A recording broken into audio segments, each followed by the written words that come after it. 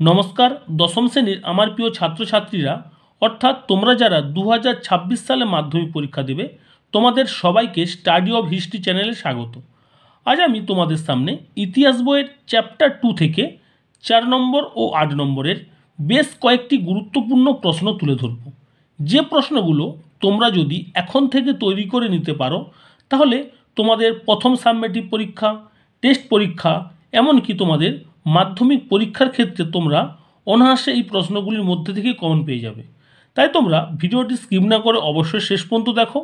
আমি আগের ক্লাসে তোমাদের প্রথম অধ্যায় থেকে অর্থাৎ ইতিহাসের ধারণা থেকে বেশ কয়েকটি গুরুত্বপূর্ণ 2 নম্বর ও 4 নম্বরের প্রশ্ন তুলে ধরেছিলাম।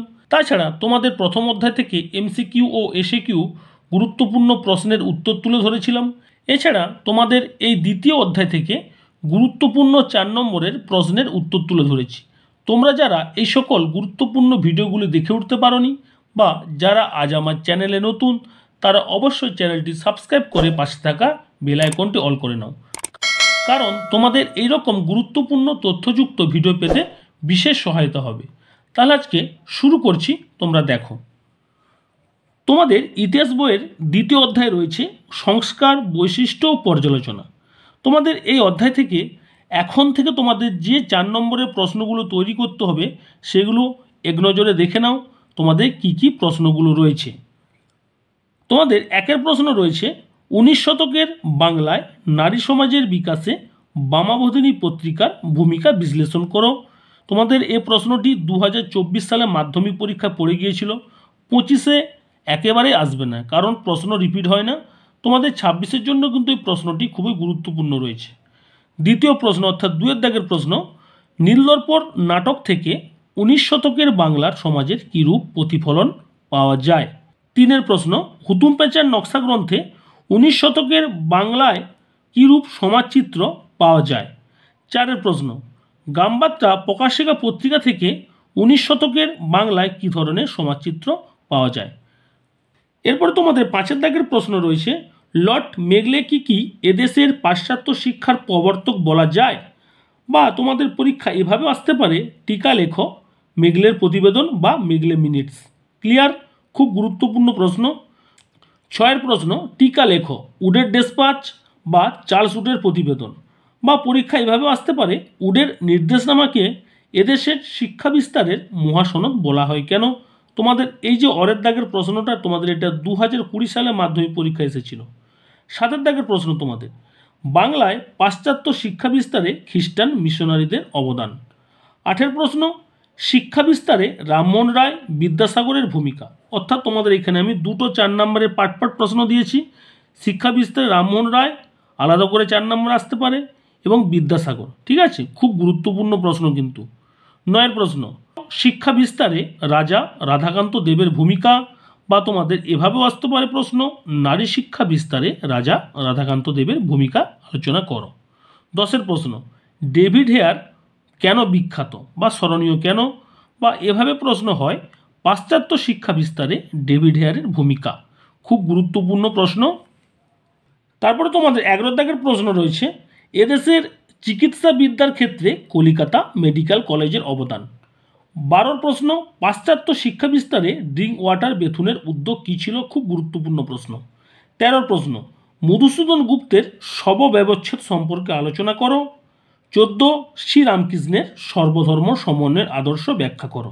15, স্বামী বিবেকানন্দের ধর্ম সংস্কারের আদর্শ ব্যাখ্যা করো। বা তোমাদের পরীক্ষা এইভাবেও আসতে পারে, স্বামীজির নব্য বেদান্তবাদ ব্যাখ্যা করো।